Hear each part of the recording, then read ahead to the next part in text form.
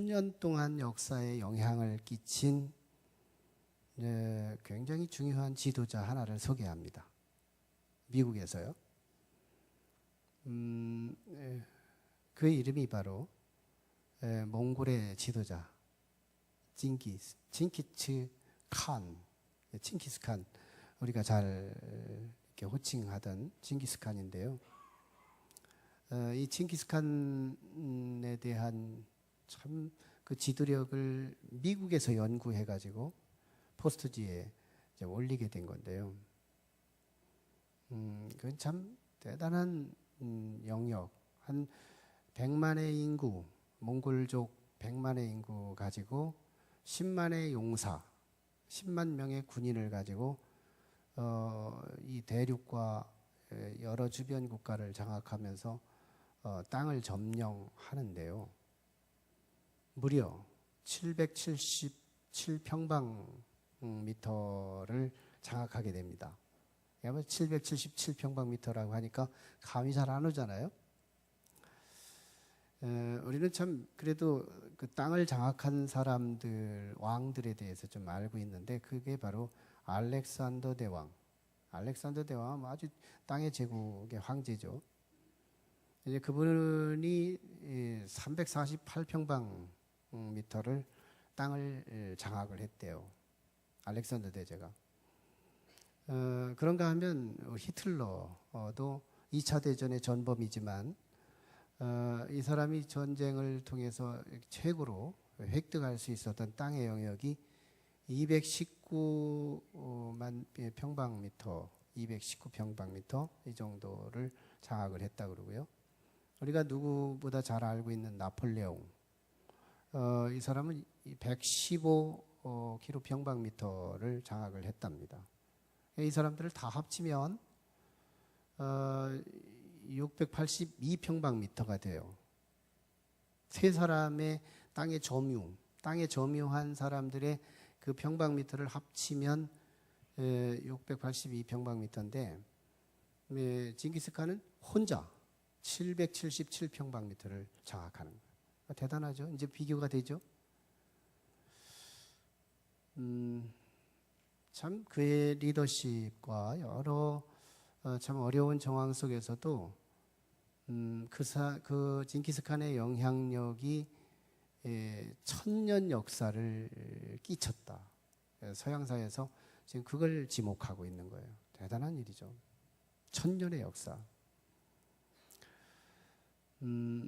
그 이유를 이제 포스트지는 초점을 잡아주는데요. 첫 번째가 그의 극복성이었다는 거예요. 참 누구보다도 고난이 많았고요. 9살 때 고아가 되죠. 9살 때. 네, 그리고 이제 유일한 재산이었던 부모님이 남겼던 말 몇 마리가 있었는데 그것도 도적 맞아요. 그리고 자기의 소속된 부족한테 추방당해요. 그리고 하나의 대적한테 얼굴에 화살에 맞아가지고 또 이렇게 상체기도 있어요. 시련이 남다른 고난. 그 참 어떤 지도자보다도 남다른 고난을 겪은 징기스칸을 소개합니다. 근데요, 이 모든 고난들을 아주 극복하는데 달인, 그 어떤 고난이 와도 다 이겨내는 그런 징기스칸을 소개하는 거예요. 참 천년의 지도자, 1000년의 역사에 영향을 끼친 그런 지도자가 될 수 있기까지는 많은 외부의 적들을 상대하기 전에 자기 내부적으로 찾아오는 이 어둠의 역사들, 이것을 막 그때그때마다 헤쳐 이기는 그런 아주 영적 싸움의 달인이 된 사람이죠. 또 한 가지는 관용력이었습니다. 관용력. 참 자신의 아내가 다른 타부족의 부족장에 의해서 이렇게 끌려가 가지고요, 성폭력을 당하고 임신을 해요. 뭐 중도 절개가 없은 시대니까요. 한번 임신되면 어쩔 수 없이 또 와야 되는데, 나중에 이제 징기스칸이 가서 자기 아내를 찾아오지만 이미 임신된 상태예요. 그래서 참 뭐 보통 사람 같으면 이거 가지고 문제를 제기할 텐데, 이 징기스칸은 과거는 내 인생에 있어서 내 족쇄가 될 수 없다. 과거는. 예, 과거에 매인다면 내 인생의 감옥밖에 되지 않는다. 하면서 과거를 툭툭 털어내는 아주 속이 시원한 그런 삶을 삽니다. 그러면서 그 아내에게서 원수의 아들을 태어나게 되자 그 자녀를 자기 친아들처럼 키워요. 또 한 가지 요소가 있다면 그게 경청력이에요. 경청력. 예, 그는 사실 자기 이름도 쓸 줄 몰랐답니다. 무학자예요. 아주 그냥 배움이 없는 사람이에요. 근데 나중에 그가 어느 정도의 영향력을 끼치는 지도자가 된 후에 자기가 스스로 일가리며 말했던 말 중에 하나는 나는 내 귀가 내 인생의 보배였다. 내 귀가 보배였다. 다른 사람이 가지고 있는 인포메이션, 정보를 내 귀로 듣고 내게 적용했더니 다 내 것이더라. 다른 사람의 지혜를 내 귀로 듣고 내게 적용했더니 내 지혜더라. 다른 사람의 지식을 내가 듣고 적용했더니 내 지식이더라. 다른 사람에게 가지고 있는 거 다 자기가 받아서 내가 써먹으면 다 내 것이더라는 거예요. 이게 징기스칸의 지혜였어요. 그러면서 징기스칸이 한 말 중에 아주 유명한 말이 있습니다. 사람이 한 사람의 꿈은 그냥 꿈일 수 있지만 그 한 사람의 꿈을 함께 꾸면 현실이 된다. 나 이 말 굉장히 감동받았어요. 혼자 꾸면 꿈이지만 그러나 함께 꾸면 역사가 된다. 현실이 된다. 지도자다운 용어 아니겠어요? 그러면서 이 몽골의 리더로서 자기가 꿈을 꾼 것을 몽골 100만의 인구에게 함께 꾸자고 하는 모토를 내놓게 되고 그 역사를 주름잡게 하는 참 놀라운 영향력. 그는요 큰 자기를 살았다. 큰 자기. 일개의 한 사람의 인생을 시작해서 하나님이 주시는 자기의 주어진 시간과 더불어 내게 붙어주는 한 사람 한 사람이 자기를 만드는 굉장히 사랑이 넘쳤죠. 덕장이었답니다. 많은 적들이요 전쟁을 해가지고 피를 흘리면서 얻은 땅도 없지 않지만 그보다는 전쟁을 하지 않고 세력 때문에 기권을 하고 들어오는 적진들이 많았대요. 그래서 그렇게 얻은 땅이 훨씬 더 많기 때문에 얼마든지 항복만 하면 그에게는 전혀 피를 흘리지 않고 품어줘서 자신의 국민으로 받아들이게 되므로 자기가 커져가는 큰 자기를 산 그런 사람이었대요. 그러니까 징기스칸은 한마디로 참 수평적으로 굉장한 유기체적인 공동체를 이루는 참 멋진 탁월한 리더십을 갖고 있었다. 이렇게 평가될 수가 있습니다. 자기에게 다가오는 많은 사람이 있으면 끌어안고 나를 만들어버리는 얼마나 사랑이 컸으면 얼마나 마음이 넓고 컸으면 품는 그 품이 컸으면 시간과 더불어서 큰 징기스칸이 될 수 있었을까. 사실 서양 사람들은 동방 사람들을 무시하잖아요. 그게 본능이잖아요. 근데도 서양 사람이 대서특필과 함께 거기에 역사의 평정을 할 수 있었다는 것이 오히려 동양인 가운데에서 천년의 역사에 이런 지도자가 없다. 이렇게 평가할 수 있기까지는 서양 사람들이 자존심을 굽히기까지 할 정도로 그 정도로 존경하는 지도자가 됐다는 거잖아요. 이 정도 하면 우리 참 어떤 지도자 그 앞에 설 자가 없는데요. 한켠에 보면 잘 우리가 묵상하면 우리는 그보다 더 위대한 지도자를 봅니다. 바로 오늘 우리 주일마다 나누는 다윗인데요. 다윗은 사실은 포타일 크리스텐트인 중동 지역의 초생딸 지역, 북쪽으로는 유브라데스 강에서부터 남쪽에는 애굽강까지 총 막 나가는 이 지역의 초생딸 모양으로 쫙 이렇게 돼 있는데요. 여기는 경제의 도시예요. 이 경제의 중심지예요. 그리고 이 교통의 중심지예요. 정치의 중심지예요. 동서문화의 소통지예요. 그럼 뭐 금싸라기 땅인 거예요. 같은 땅이라도 이 강남의 땅하고 우리 대전의 여기 땅하고 다르잖아요. 이 가치가 다르잖아요.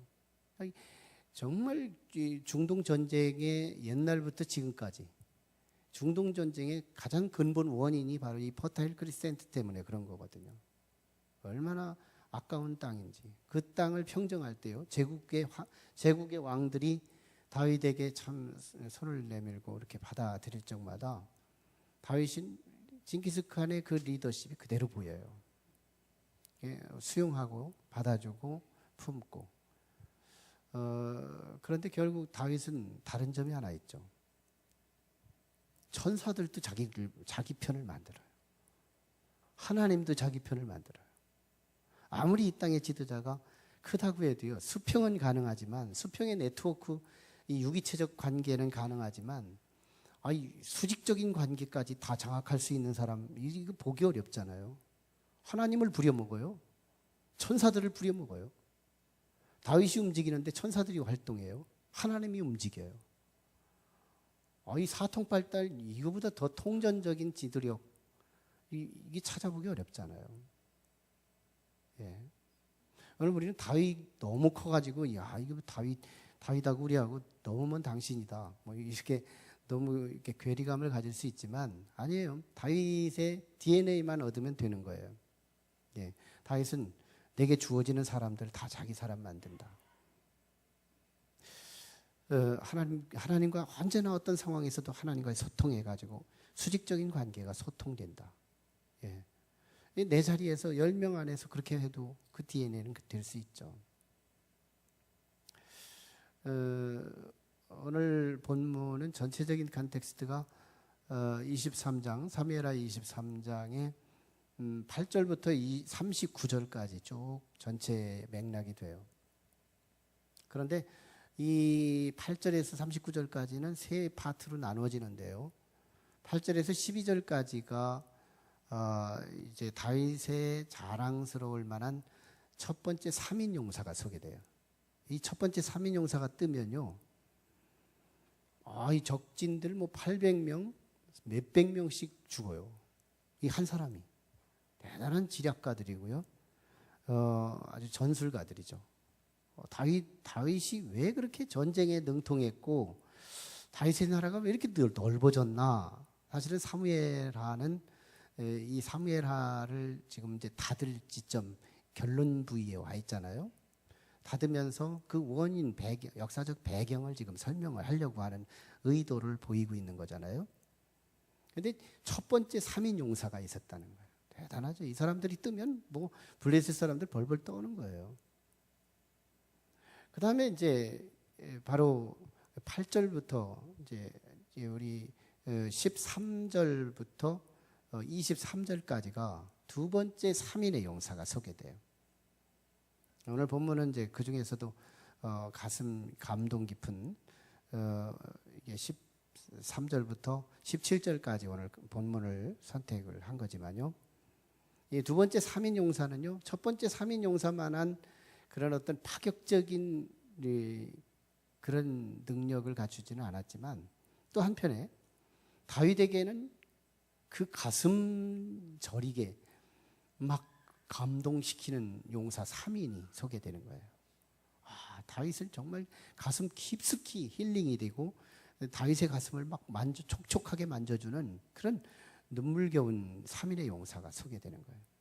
그리고 나서 이제 24절부터 39절까지가 30인 용사가 또 소개됩니다. 예, 다윗의 나라가 이렇게 잘 될 수 있었던 역사적 배경을, 사실적 배경을 이제 쭉 깔아주고 있는 그런 말씀이죠. 오늘 말씀은 이런 말씀이에요. 13절에서 17절까지가 오늘 본문이고요. 이 다윗이 전쟁을 하다 보면 결과는 이기지만 중간에는 1차 후퇴 이런 게 있잖아요. 지금 다윗이 베들레헴이라고 하는 땅은 사실은 시온의 땅이어서 유대 지역으로는 가장 그 노린자 땅이죠. 근데 블레셋이 갑자기 침공해 오니까 어쩔 수 없이 후퇴를 함으로 인해서 베들레헴의 진지를 내줄 수밖에 없었어요. 그리고 나서 한 발 후퇴하고 나서 베들레헴 땅을 보니까 블레셋의 군사들이 거기에 진을 치고 막 주인 노릇하고 있단 말이에요. 그래서 다윗이 이런 말을 읊조리듯 한 말을 내뱉습니다. 저 베들레헴 성문 옆에 있는 우물이 있는데 저 우물물을 좀 먹고 싶다. 누가 저 우물물을 먹게 할 수 있을까? 이런 얘기를 한 겁니다. 그랬더니 옆에 있는 두 번째 3인 용사, 오늘 본문에 나타난 3인 용사, 사실은 이제 18절에 나타난 아비새 장군이나 또 20절에 나타난 그 장수하고 두 명이 실명이 나타나고요. 한 명은 이제 무명으로 나타나는데 이 3인 용사가 다윗이 정말 목말라서 그런 건 줄 알고, 사실은 다윗은 이런 의도로 말한 거거든요. 저 이번에 블레셋 병사들을 무찔러 가지고 저 베들레헴 진지를 우리 걸로 만들어서 내가 마음껏 저 베들레헴 성문 곁에 있는 물을 내가 좀 퍼먹었으면 좋겠다. 이 전쟁에서 이기게 할 수 있는 탁월한 지도자가 좀 누가 이기게 할 수 있을까? 이런 배경을 가지고 얘기한 거거든요. 근데 이 두 번째 3인 용사가 이 말귀를 잘 못 알아듣고 뭘로 알아들었냐면 우리 지도자님이 지금 목말라서 죽을 지경이니 다른 물은 좀 안 먹고 베들레헴 성문 곁에 있는 그물만 좀 먹고 싶다고 하니 우리 한번 보수적으로 이 그물을 떠다 드리자 하고 3명이 짜가지고 막 그 적진으로 간 거예요. 가니까 보초병들이 있잖아요. 몇몇 아마 제거했겠죠. 그리고 나서 물을 떠 가지고 나타나서 다윗한테 여기 물이 있습니다 하고 내놓은 거예요. 다윗의 동공이 커지잖아요. 깜짝 놀랐잖아요. 이거 무슨 물이야? 이거 무슨 물? 3인 용사가 말하는 거예요. 이거 조금 전에 우리 장군께서 말씀하셨잖아요. 베들레헴 성문 곁 그 물 먹고 싶다고요. 니들이 그 소리 들었단 말이야? 그리고 내가 정말 그 물 먹고 싶었다는 말을 네가 고지가 들었단 말이야? 아마 이런 얘기들이 있었을 거고요. 그래서 그걸 가져왔다고 하는데요. 너무너무 감격스러운 거예요. 참 말귀를 못 알아듣는 건 답답하지만 정말 내가 목마르다고, 이 목마름의 문제는 어떻게 보면 사소한 일일 수 있어요. 어떻게 보면 좀 참으면 될 수도 있거든요. 그런데 이건 정말 사소한 일이잖아요. 개인적인 일이고 사소한 일인데 이 사소한 일에 얘들은 지금 적진을 물리치고 죽이고 걸어가면서 거기에서 물을 떠가지고 여기까지 와서 이 물을 갖고 온 이 물은 더 이상 물이 아닌 거예요. 그러면서 이제 주어지는 기도문이 바로 17절에 기도문이 나오잖아요. 하나님 앞에 기도하면서 이건 하나님 피니 이 피를 내가 마시지 않겠습니다. 나 이런 일을 하지 않겠습니다. 하고 하나님 앞에 전제로, 제사 중에서 전제라는 제사가 있는데 어떤 술을 땅에다 부어드리는 제사가 있어요. 이 제사처럼 전제 제사를 드린 거예요. 자기가 안 먹어요. 홀짝홀짝 마시지 않는 거예요. 자기 휘하병사 3인의 그 사랑을 홀짝홀짝 먹어 치우지 않고 너무너무 감동스러워서 내가 먹을 게 아니에요. 이거 하나님이 드셔야 돼. 이 존귀한 물, 이 물은 피보다 더 값진 물인데요. 이 물을 내가 홀짝 마셔버린다면 이건 내가 정말 지도자가 아니에요. 내 양심이 아니에요. 하나님 드시죠 하고 하나님 앞에 부어드린 거예요. 이 이야기 속에서 우리는 트라이앵글도 올라온 명제 3가지가 나와요. 첫 번째 명제, 물론 첫 번째 원리가 하나 나오는데 그게 바로 3인 용사가 다윗을 위하는 장면이 소개됩니다. 3인 용사가 다윗을 위하죠. For him, 다윗을 위하고 있는 정말 멋진 아름다운 장면이 하나 소개되는 거죠. 사소한 그 일에 목숨 거는 다윗의 3인 용사가 있다. 정말 자기 오토바이에다가 높은 띠교회를 대문짝만하게 써가지고 이곳저곳에 홍보하고 있는 1인 용사가 저기 있잖아요. 나 참 어제부로 목회에 보람이 생겨났어요. 하나님을 향하여 이런 사랑이 있단 말인가. 저는 정부는 알고 있었죠. 남의 교역자가 놀래니까 내가 더 놀란 거예요. 남의 교역자가 막 부러워가지고 놀래는 거예요. 하나님을 사랑하지 않고는 이런 아이디어가 나올 수 있을까? 하나님을 사랑하지 않고서는 난 하나님을 사랑하는 증거, 나타난 현상이라고 보는 거예요. 너무 감사한 거예요. 문제가 있어요. 이 3인 용사가 다윗 때에 출생해가지고 커가지고 3인 용사가 된 게 아니었다는 거예요. 아비새 장군, 이 장군은 어떤 장군이냐면 사울 왕 때도 이미 지도자였어요. 이 3인 용사가 사울 왕의 휘하의 병사들이었어요. 근데 사울 왕의 휘하의 병사들이 어떤 일을 벌여요? 사무엘상 17장에 가서는 이 골리앗이라고 하는 블레셋 장수 하나 놓고서 막 벌벌 떨고 하나의 언덕에 누워서 피해고 있었던 사람들이잖아요. 적장 하나에 두려워서 떨었던 사람들이잖아요. 용장이 못 됐잖아요. 그 사람들이 벌벌 떨던, 문제 앞에서 벌벌 떨던 사람들이었잖아요. 근데 다윗의 휘하에 이런 3인의 놀라운 능력 있는 용사가 될 수 있었던 이 비밀이 뭘까요? 그때 사울 때도 용사였고 다윗 때도 용사인데, 사울 때는 놀라운 용사로 소개되지 않았다면 다윗 때 이렇게 아름다운 3인의 감동적인 용사로 소개되고 있는 이 비밀, 차이, 그게 뭘까? 그건 다윗의 지도력에 있었겠죠. 다윗은 두 가지 지도력을 가졌어요. 하나는 로드십이에요. 로드십. 다윗은 자기 위가 선명해요. 자기 위가 선명한 사람이에요. 정말 잘 되는 사람을 잘 보라고요. 그리고 안 되는 사람을 잘 보라고요. 안 되는 사람은 자기 위를 두루뭉술하게 만들어요. 안개 낀 상위를 만들어요. 근데 다윗은 아니잖아요. 로드십이 분명한 거예요. 당신은 내 왕이에요. 당신은 내 주인이에요. 당신은 나의 실권이에요. 딱 선명하게 휘하 병사들이 다 보는 앞에서 그 리더십을 보이는 사람, 이게 다윗이거든요. 사실은 사울 왕을 죽일 수 있는 기회가 여러 차례 왔잖아요. 왜? 무고한 다윗을 죽이려고 막 쫓아다니니까 기회를 하나님이 몇 번 주었잖아요. 그때 휘하 병사들이 다윗에게 요청을 하잖아요. 저 사울 왕 죽이라고 하나님이 주신 기회예요. 이러고서 그렇게 조명까지 해줬는데, 아니다. 하나님이 기름 부어 세운 자는 내가 죽일 수 없다. 그러니 나도 죽이지 않겠지만 너희들도 죽이지 말아라. 내 병사들이라면 너희들도 나 없는 데서 사울 왕을 죽이지 말아라 하면서 지시까지 내렸던 사람들. 그때 분하야 장군이 있었고요. 아비새 장군이 있었고요.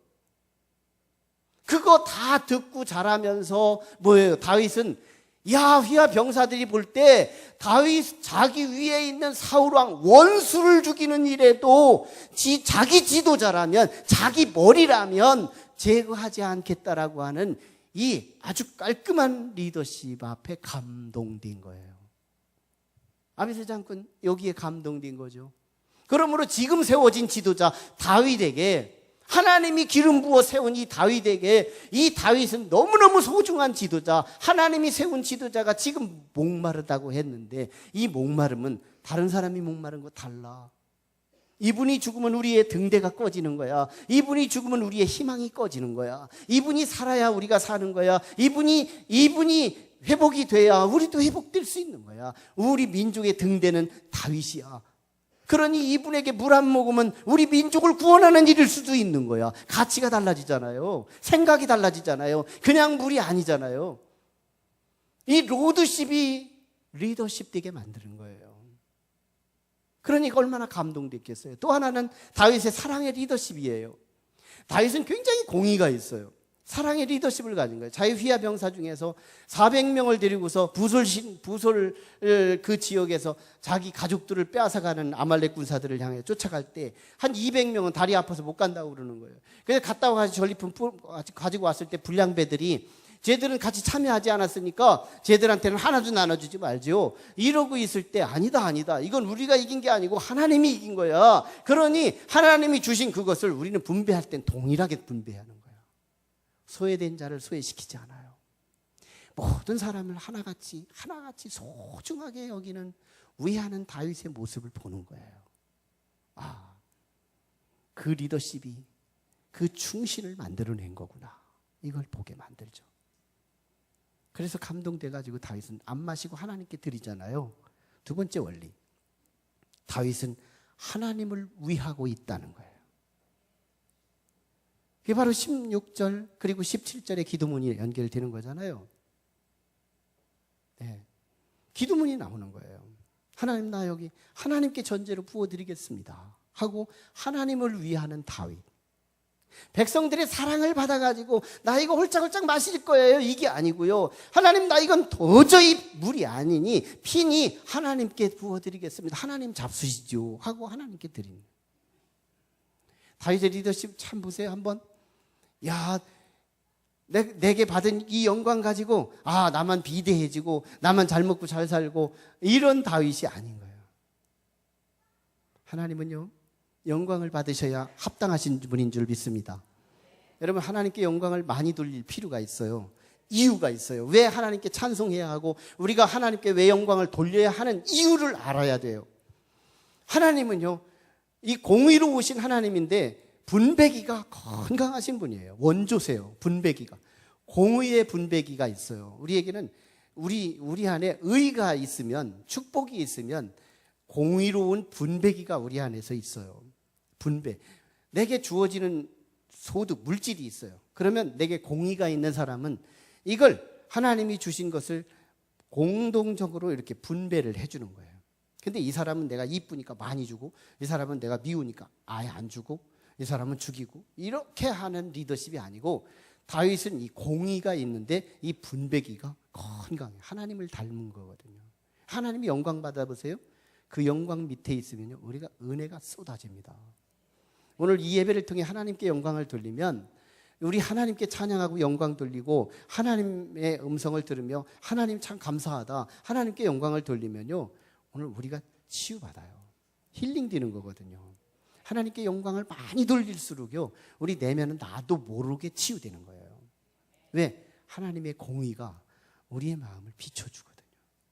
저분은 잘 돼야 되는 거예요. 하나님 나라는 잘 돼야 되는 거예요. 왜? 그분 앞에 있으면 우리는 은혜 받거든요. 그래서 천국은 영광의 나라예요. 거기서는 은혜 받는 나라예요. 시작부터 영원토록 은혜 받는 나라. 왜? 하나님이 영광 받기 때문에. 근데 그 하나님을 다윗이 많이 닮은 거예요. 다윗에게 하나님이 축복을 주시면요, 이 축복을 가지고 하나님께 부어드려요. 그리고 이 축복 가지고 사람들에게 분배해줘요. 건강한 사람인 거예요. 그래서 하나님 앞에 드리잖아요. 근데 마지막 세 번째 원리 뭐예요? 하나님이 10절이에요. 10절. 10절이 하나님께서 크게 구원하셨다는 기록을 쓰고 있어요. 10절에 하나님이 크게 구원하셨다는 거예요. 이게 다윗이 이겼다는 것이 아니라 하나님이 이기게 하셨다는 거예요. 하나님이 이기게 하셨다. 뭐예요? 하나님은 병사들에게 힘을 주어서 이기게 하셨다는 거예요. 여기서 거룩한 트라이앵글이 나오는 거예요. 삼인의 용사는 다윗을 위하고, 다윗은 하나님을 위하고, 하나님은 병사들을 위해서 이 전쟁에 이기게 하셨다는 거예요. 한 번 이기고 두 번 이기는 과정 속에서 이 트라이앵글은 순환을 하기 시작해요. 한 바퀴 돌고, 두 바퀴 돌고, 세 바퀴 돌면서 역사가 진행되며 시간이 지나면 다윗의 나라가 넓어지는 거예요. 이 DNA, 이 트라이앵글, 서로 위하는 이 트라이앵글 구조가요, 천국의 DNA예요. 천국에 한번 가보자고요. 우리 얼마 있으면 갈걸요. 다 천국 가실 텐데요. 우리 천국의 로망 그거 그리고 가셔야 돼요.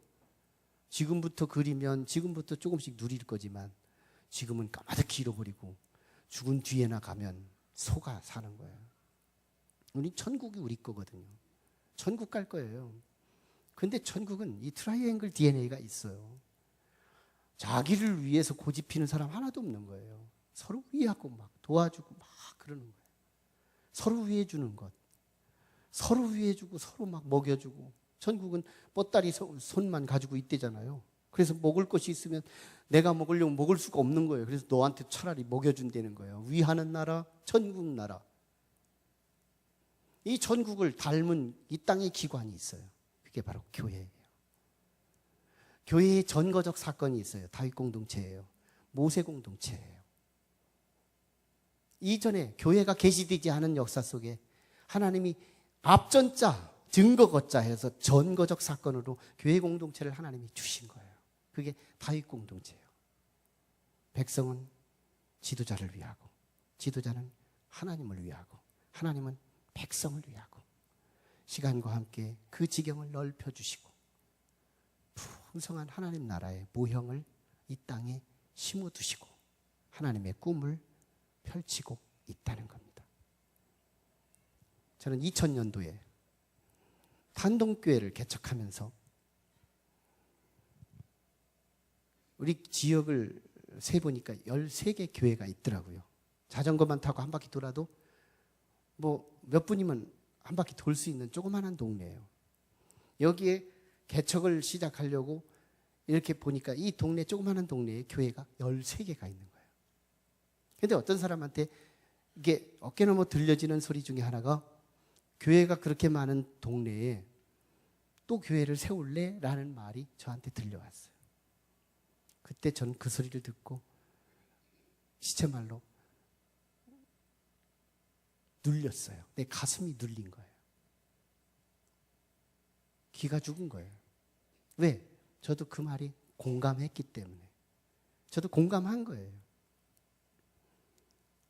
13개 교회에 우리 교회를 하나 더 하면 14번째 교회인데 우리 교회 세워야 하나.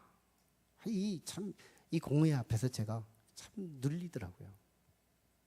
그래서 하나님께 기도했죠. 하나님, 나 14번째 교회 세워야 옳습니까? 응답이 없어요. 근데 하나님이 저한테 주시는 고유의 응답의 채널, 소위 지난주에 나왔던 인사이트 개념이 통전적 통찰력으로 이렇게 했지만 인사이트는 이 차관이라는 해석도 가능한 거거든요. 이 차관, 내 내면의 생각 속에 하나님이 쑥 집어넣어 준 생각. 이 차관이 저한테 응답 채널이거든요. 딱 생각이 나는 거예요. 그때 당시 제가 무슨 성경을 보고 있었냐면 사도행전을 보고 있었어요. 사도행전에 보니까 참 너무너무 아름다운 교회가 보이는 거예요. 참 그 교회. 성령이 엔진된 교회. 성령이 이끌고 가는 교회. 성령이 파워가 되는 교회. 그 교회는 건강한 교회였어요. 같은 말, 같은 마음, 같은 뜻으로 운영되는 교회. 그 교회는 부흥하는 교회였어요. 하루에도 3,000명, 하루에도 4,000명이 막 배가번씩 하면서 일어나는 교회였어요. 그 교회는 위하는 교회였어요. 사랑이 넘치는 교회였어요. 내 것을 내 것이라고 하지 않는 유무상통의 교회였어요. 이 교회를, 이 성경 사도행전을 읽고 있을 때 하나님께서 그 교회라면 14번째도 괜찮다. 아니, 앞으로 15번째도 괜찮다. 하나님의 평안을 제가 얻을 수 있었던 거예요. 그때 제가 받았던 꿈이 2030 비전인 거예요. 17년 역사예요. 저는 이 기도 제목을 바꾸지 않습니다. 17년 동안 기도할 때마다 이것이 왜 생각나는 거예요? 근데 더 중요한 게 있어요. 17년 동안 내내 응답받은 기도 제목이 바로 이 비전이에요. 하나님이 응답해 주시는 거예요. 반응해 주시는 거예요. 17년 동안. 하나님 나 2020 주신다면 나 이기적인 욕심 부리는 목회자 되지 않겠어요? 하나님의 그 뜻을 내가 다 이루어서 정말 난 사람들에게 어떤 공명을 떨치겠다는 그런 욕망 아니지만 하나님을 한번 마음껏 기쁘게 해드리고 싶습니다. 이 비전을 이루게 해주세요 하고 기도했을 때 하나님은 해마다 응답해 주셨어요. 해마다 응답해 주셨어요. 정말 하나님을 위하고 하나님께서는 우리 성도들을 위하고 성도들은 지도자를 위하고 셀리더는 셀리더, 교사는 교사 각각의 세워진 지도자들을 위해주고 지도자들은 하나님을 위하고 그러면서 이 트라이앵글이 이루어지는 교회, 이 교회를 이루기를 원했던 거예요.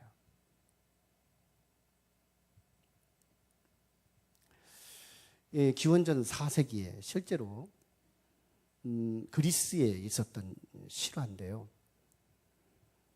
피시아스라고 하는 한 사람이 교수형에 처형을 당하기 직전의 일인데요. 피시아스가 이렇게 이제 교수형 목매달아서 죽게 되는 교수형을 받게 되는데 그가 마지막에 네 소원이 뭐냐 이렇게 묻잖아요. 사형수들에게 마지막 묻는 질문, 네 소원이 뭐냐?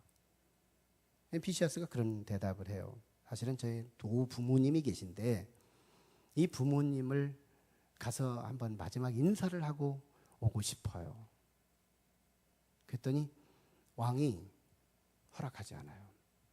이것이 선례가 된다면 모든 사형수들이 다 자기 집에 가보겠다고 얘기가 나올 것인데, 그것이 그때는 되고 이때는 안 되고 그러면 안 되니까 준칙을 세우기 위해서 안 된다고 거절을 합니다. 그래서 이제 피시아스가 막 사정을 해도 안 되는 모습을 보더니 그 옆에 있던 다몬이라는 친구가, 피시아스의 친구예요. 다몬이라는 친구가, 왕이시여, 제가 담보물이 될 테니 우리 친구 부모님에게 마지막 인사하고 올 수 있도록 허락해 주시죠. 그때 왕이 다몬에게 이렇게 질문해요. 친구요, 당신의 친구 이 피시아스가 돌아오지 않는다는 것이 무슨 의미인지 알아? 친구가 돌아오지 않으면 당신이 죽어야 옳은 거야. 그때 다몬이 그렇게 대답해요. 옳습니다, 왕이시여. 그때는 내가 친구를 잘못 사귀었다는 죄값으로라도 내가 죽을 테니 내 생명값을 지불해서라도 이 친구 부모님에게 갔다 올 수 있도록 해주세요. 그래서 1차 감동에 의해서 그 피시아스를 부모님을 만나도록 허락합니다. 그리고 이제 시간이 지나서 교수형에 처해지는 디데이가 돌아왔어요. 아직 피시아스가 오지 않아요. 그래서 이 다몬이라고 하는 가족들이 야유하기 시작해요. 그놈의 피시아스, 네 친구가 너를 배신했어. 그런 놈을 위해서 네가 네 목숨을 걸었단 말이냐. 너는 정말 속은 거야. 이러고서 막 그를 욕하고 비난을 하고 있을 그때 교수형 직전에 있었던 이 다몬이, 우리 부모님 그리고 우리 형제들이요, 내 친구 피시아스를 욕하지 말아요. 분명히 내가 아는 내 친구는 사정이 있기 때문에 오지 못하는 것일 뿐이고, 내가 죽는다 하더라도 나는 후회하지 않아요. 나를 봐서라도 내 친구를 욕하지 말아주세요. 뻥쳤죠. 회중들이 뻥쳤죠.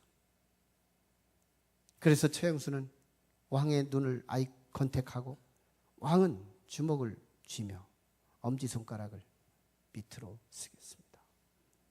처형하라고 지시가 내려진 거죠. 그 순간 갑작스럽게 말발굽 소리는 들렸고요. 실화예요. 실화인데 너무너무 카이로스답고 너무너무 절묘한 타임이죠.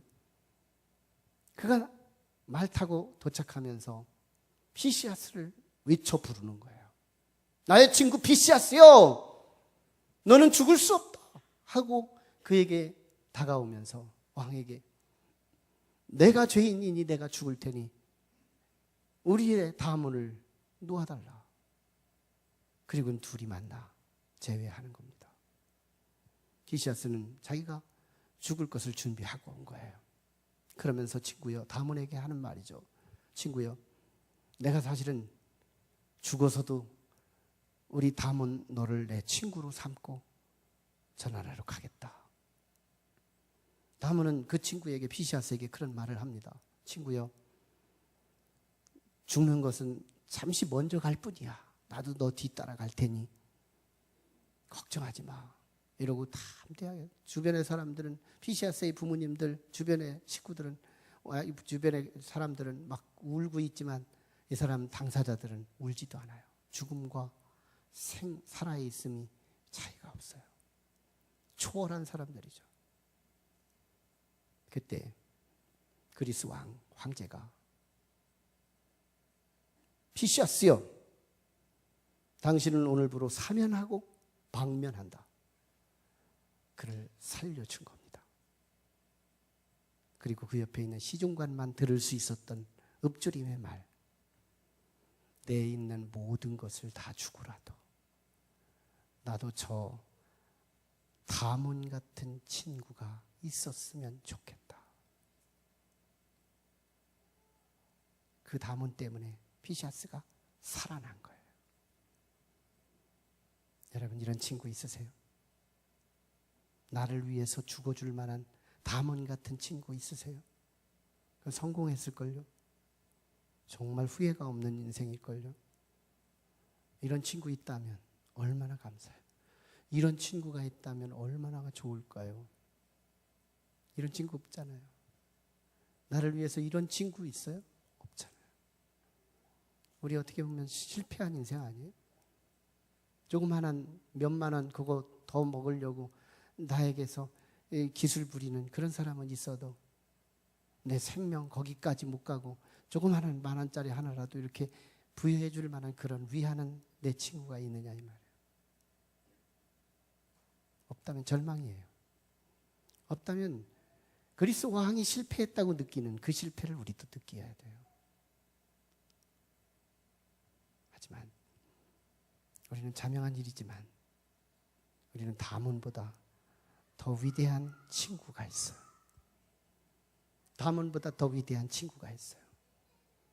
그분이 아직 우리가 죄인 되었을 그때 그분이 나를 위해서 교수형에 처하기 위해 내 죄 때문에 십자가 앞으로 다가가신 예수 그리스도, 그분이 우리 친구래요. 마태복음 11장 19절에 보면 예수님은 세리와 죄인의 친구라고 예수님도 그걸 수용하셨고 원수들도 그걸 말했어요. 세리와 죄인의 친구래요.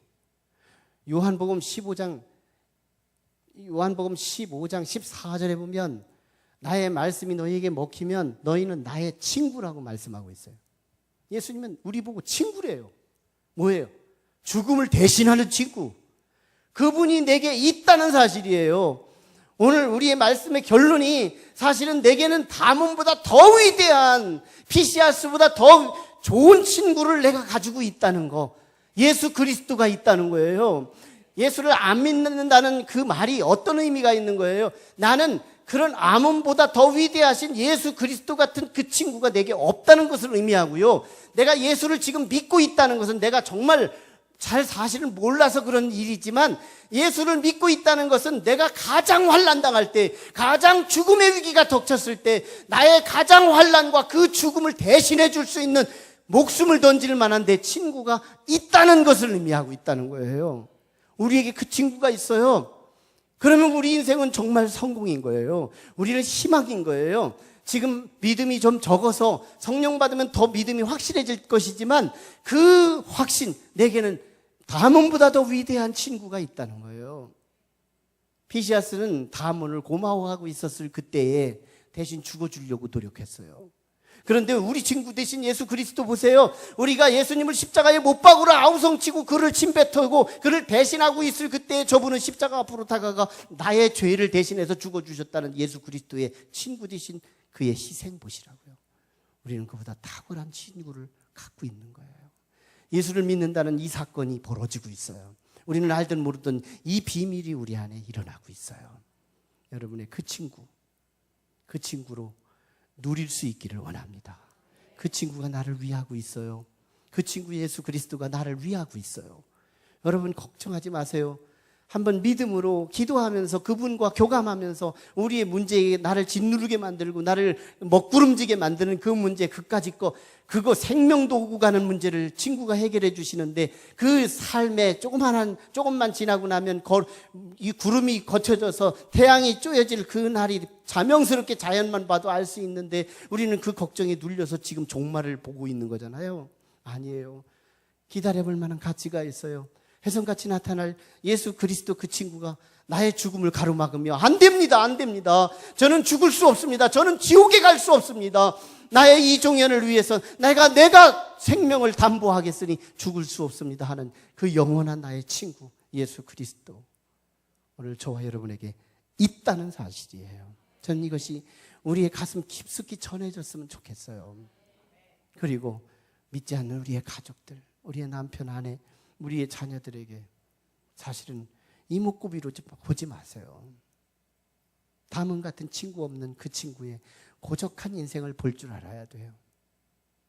그들에게는 환난을 당할 때 속수무책으로 당할 수밖에 없는 불쌍한 영혼이 오늘 지금 힘있게 살아가는 척하고 있어요.